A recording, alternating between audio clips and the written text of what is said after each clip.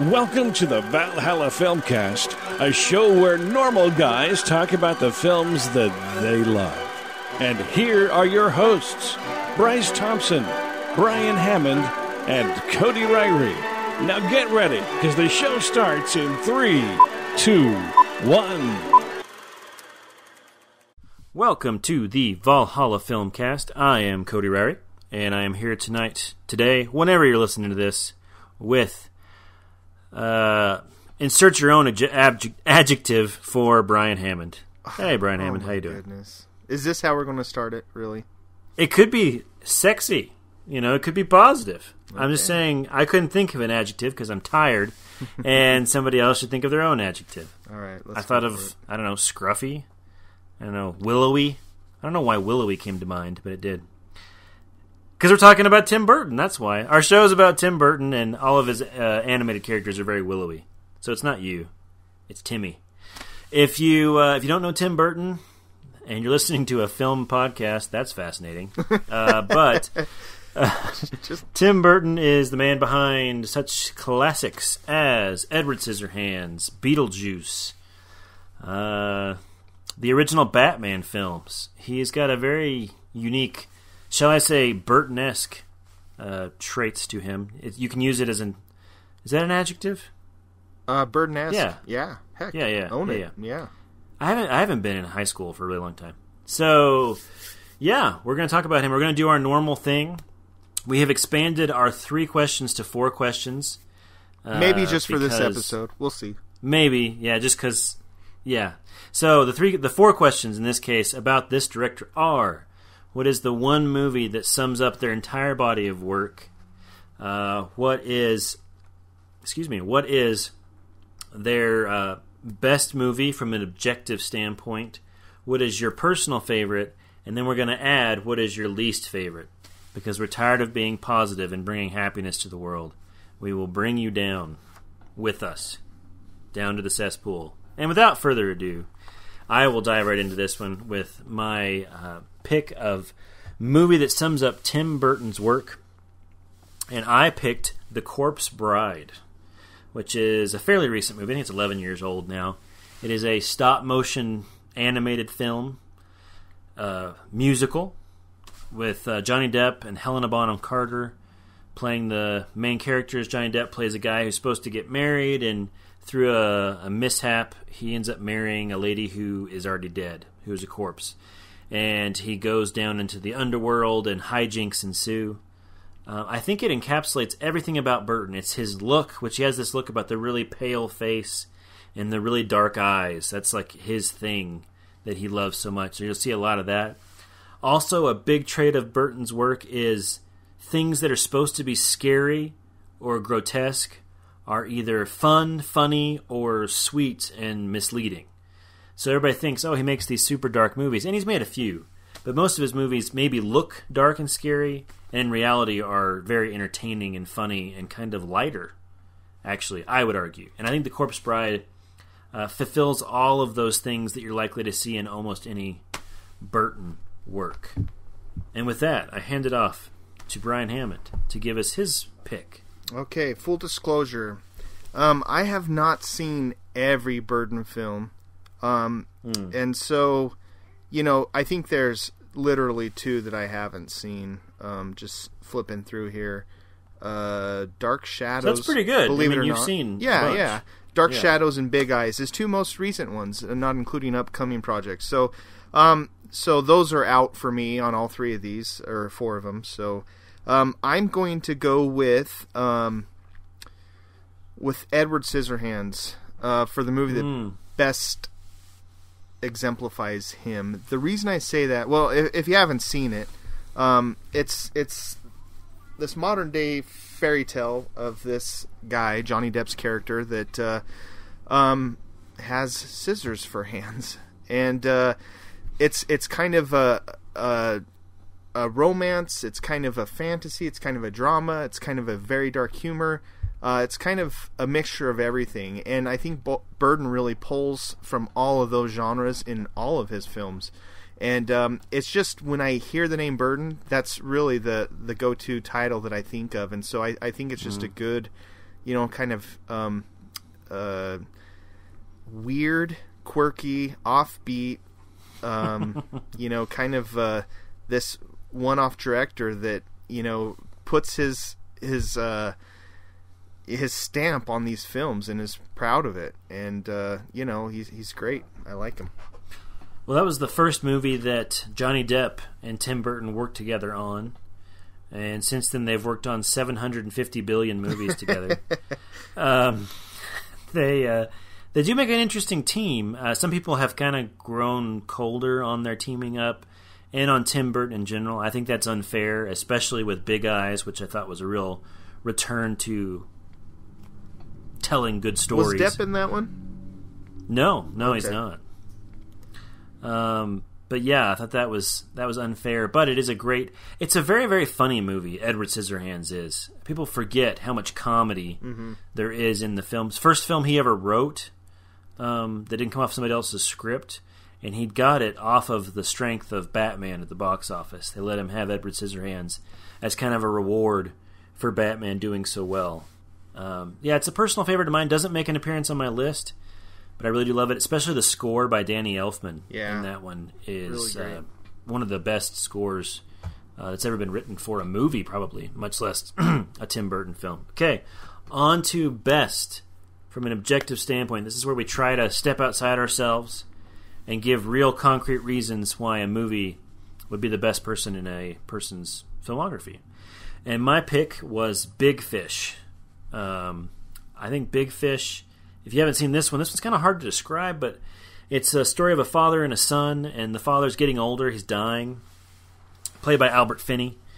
And the father is this big storyteller. He tells these larger-than-life stories, and Burton has a lot of fun with these larger-than-life stories. He kind of goes into his Burton world with those stories. And the son is feeling like he's never gotten the true version of his father, and he's only seeing through these tall tales, and it's kind of how they come together through the process of the dad dying. There's a lot of reasons why this is Burton's best movie. It really gives a place for his fantasy world to exist. In almost all of his other movies, you kind of have to just dive in at the very beginning. In this one, he has a really concrete, real world that he has as a base. The son's world is a very, the camera work is plain, the colors are normal, everybody acts in a normal way, and the only time we escape into Tim Burton world is through the father's stories. And it's interesting that Tim Burton seems to be asking himself questions about what does it mean to be a storyteller, what does it mean to embellish stories, and does that add to them, does that subtract from them? Lots of interesting questions, doesn't stop it from being really entertaining, has a great love story. Ewan McGregor is fantastic in it, as the younger version of the father. Still has all those really interesting Burton characters. There's an actual werewolf in the film, and a two-headed lady, and all kinds of crazy stuff. But it actually works for an emotional reason towards the end. So, yeah. That's my pick for best movie. Brian? Best movie. I struggled with this one a little, but I ended up picking Sweeney Todd, the Demon Barber of Fleet Street.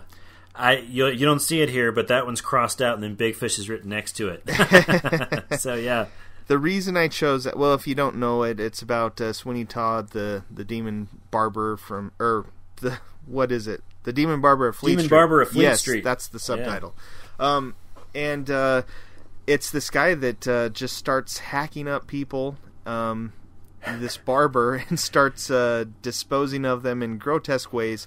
I love musicals. I think this is really a good mixture of the dark, kind of sub-world that Burton loves to roam around in, and the material that he pulled from, it's a dark story, but he's able to do it in such a way, it is rated R, it does have a lot of blood and whatnot, but he's able to do it in such a way that is less offensive than, say, like an Eli Roth or something, It's like he has a way of pulling it off to where it doesn't just gross you out completely, which would be the case if, possibly any other director did it. Burton just has this way on the surface of being really dark, like you said, but really can make it not such a heavy experience. And the music helps in that, the musical.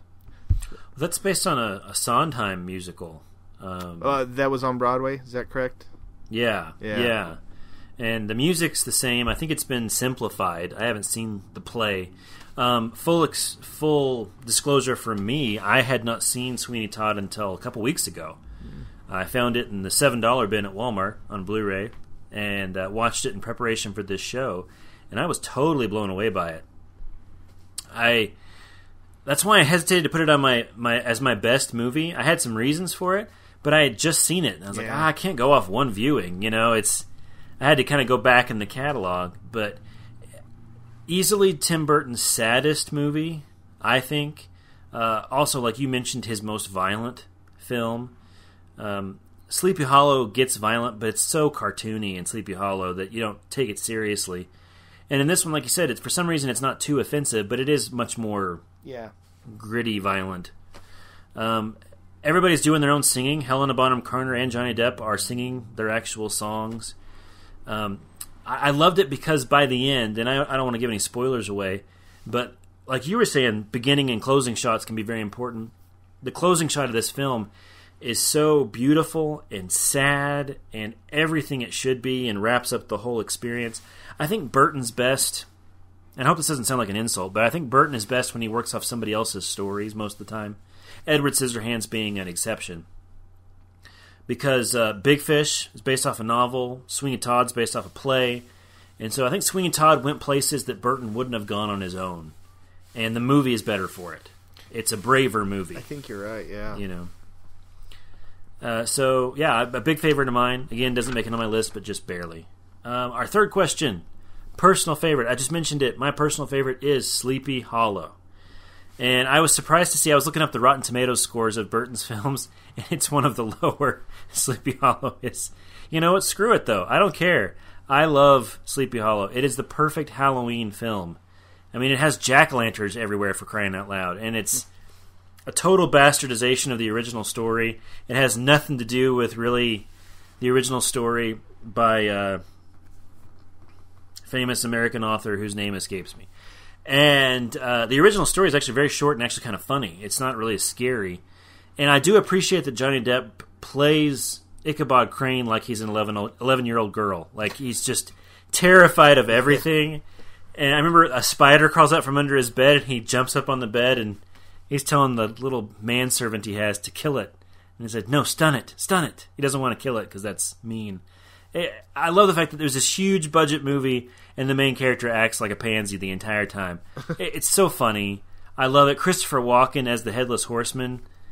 What else you want? That's absolutely perfect. He has no lines in the film, Christopher Walken, because when he has his head on, which you see, he just roars the whole time. He does his Christopher Walken, yeah, over and over again. And it's hilarious, and it's a gorgeous movie. It was shot by Emmanuel Lezbecki, who has monopolized the cinematography Oscars for the last 3 freaking years.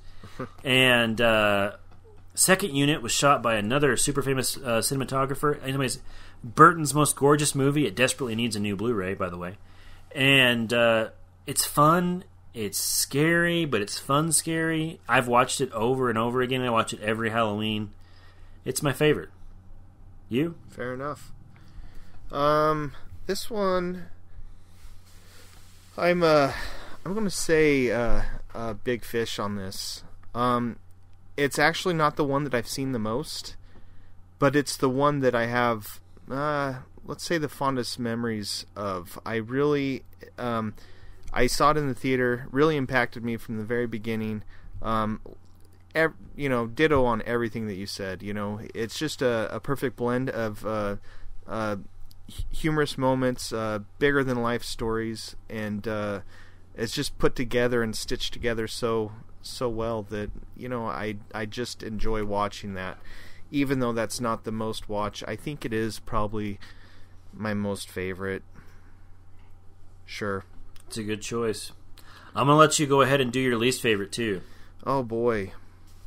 Okay, so I know what everyone is thinking, what everyone wants me to say. Well, and again, more disclosure, I haven't seen Dark Shadows either, and Dark Shadows got slammed critically. It did, and I haven't seen that. And I have a feeling that would be right there on my list for the worst one, believe it or not. But I actually did not mind Planet of the Apes. It had major flaws, but I watched it. Which, spoiler alert, we will get into in a minute. But yeah, go ahead. Which, but it's not my least favorite. I'm going to have to say...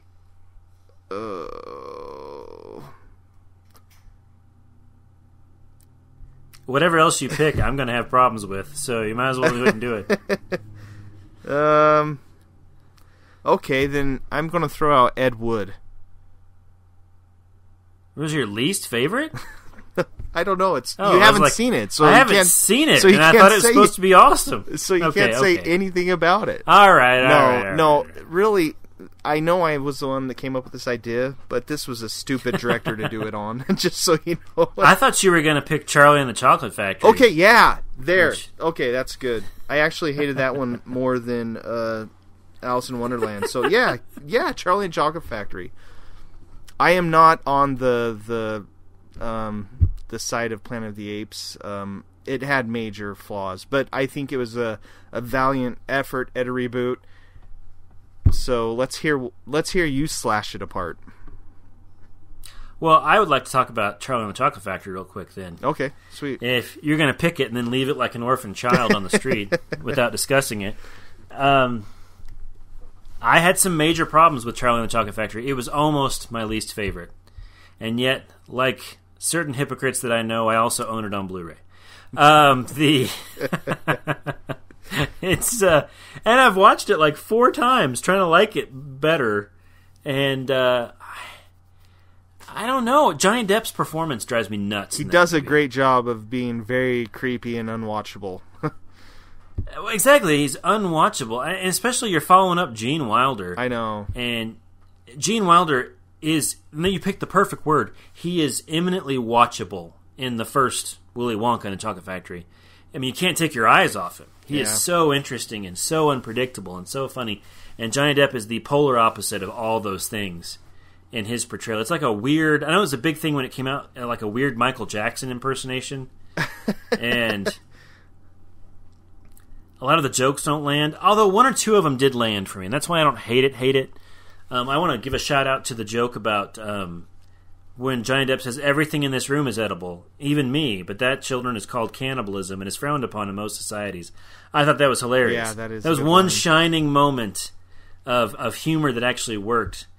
And also, when little Willy Wonka goes to travel the world, this was a filmmaking joke, which is when I think liked it. He leaves his dentist father, played by Christopher Lee, and he goes to travel the world, and you see all these flags of different countries going behind him, like he's traveling the world. And then all of a sudden it cuts, and the security guard puts his hand on his shoulder and says, "Sorry, son, the museum's closing," and it's a museum called Flags of the World. I laughed out loud in the theater at that one, because it's a filmmaking joke. You know, that's you always show that somebody's traveling the world as you show things behind him. And the fact that he hadn't gone anywhere was hilarious. Everything else was dumb and bad and didn't work. And, yeah... And why try to follow that up? Yeah. That's one of those, like, can remakes be interesting? Sure. Fine. But there's absolutely nothing wrong with the original. It's a classic. And I don't see what Tim Burton thought he could improve upon. I really don't. I know that the Roald Dahl's widow is always whispering in people's ears to make more movies of his stuff because he hated all his previous movies. But anyway. Yes. All right. There. I did your job for you. Thank you. Now, my least favorite... And again, one of the worst experiences I had in a movie theater ever was seeing Tim Burton's abomination that is Planet of the Apes. Hammered home even more by the brilliant series from that Andy Serkis has been doing of the reboots of Planet of the Apes, which are these serious dramas with socio-political applications, and they're just so awesome. And Tim Burton's is awful. It's just full of crap. Like jokes about you don't want a human teenager in your house. Slavery is hilarious. Needless cameos. I mean, the makeup was pretty cool. I'll give it that. How about that? It was the makeup, really good. And the score was incredible. The music was good. So, okay. But, oh, you're probably not done, but let me stop you right there. Yes, because okay, go ahead. I'm going to argue that this is truer to the source material and the original than the reboot. I'm not saying it's more entertaining and not better developed, but I think it's better in line. It follows the original better. Have you read the book by Pierre Boulogne? Yeah, I did in high school. I'm a Planet of the Apes fanatic. That was, so you think 40 years ago? So you'd think I'd hate it, but really, I don't know if it was the time that I watched it. I don't know if I like Mark Wahlberg, even though he's kind of horrible in this film. But I wanted the sequel. I wanted the storyline to continue. I wanted to see, him. Okay.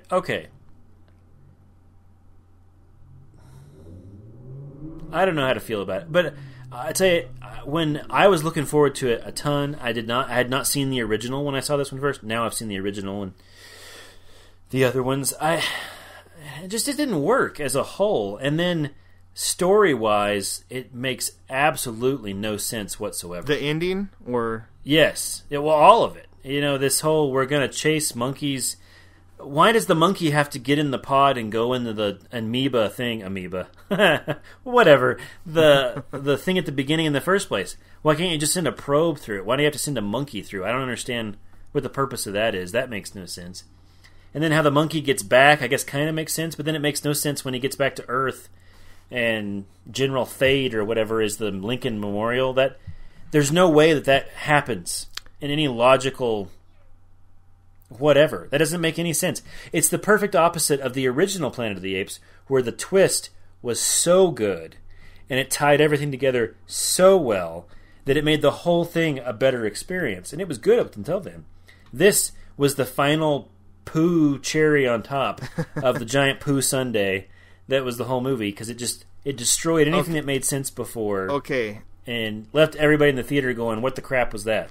So the ending makes you couldn't just. I would have been equally disappointed had they just robbed the original.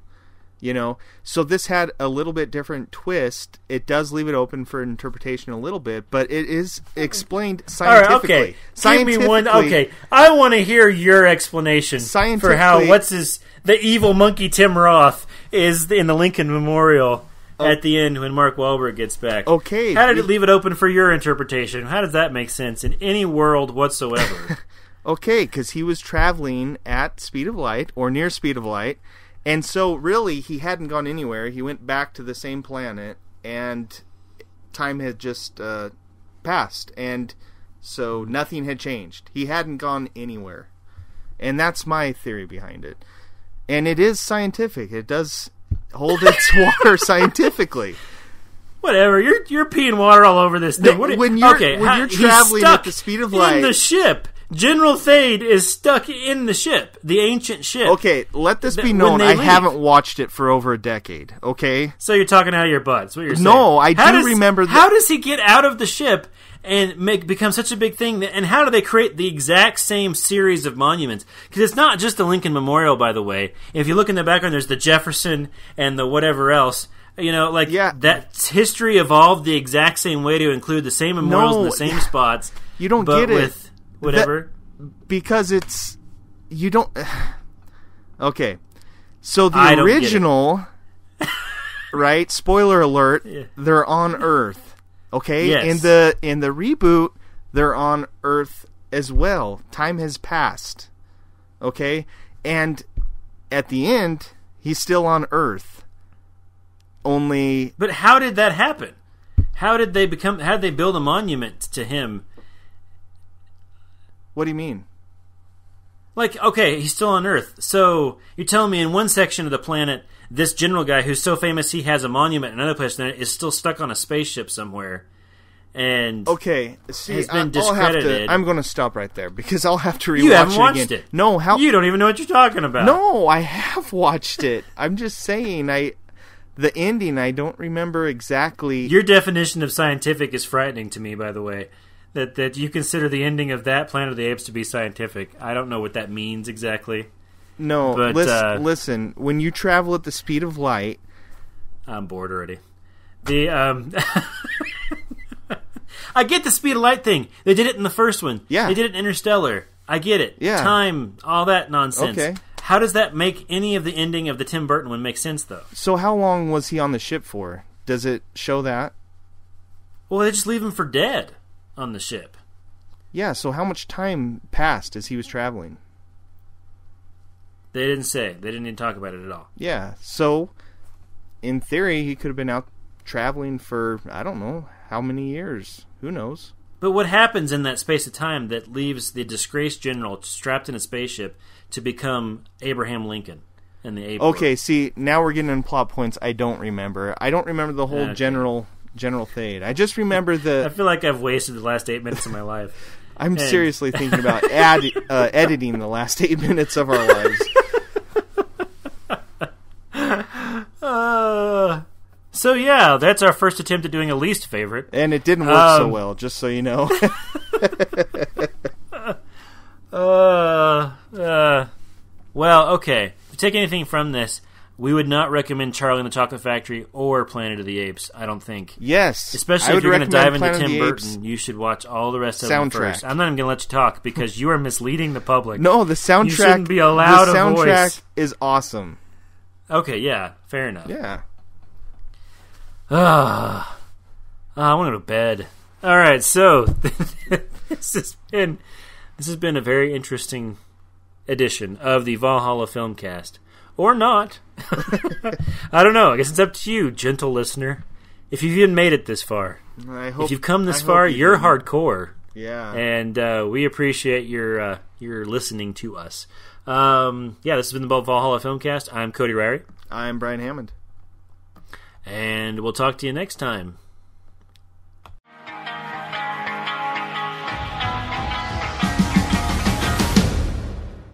The following views, opinions, and commentary are the sole property of the Valhalla Filmcast. Any unauthorized reproduction without prior consent is prohibited. Any incidental music, audio clips, or film trailers are used for the sole purpose of film criticism and commentary as allowed under the Fair Use Act.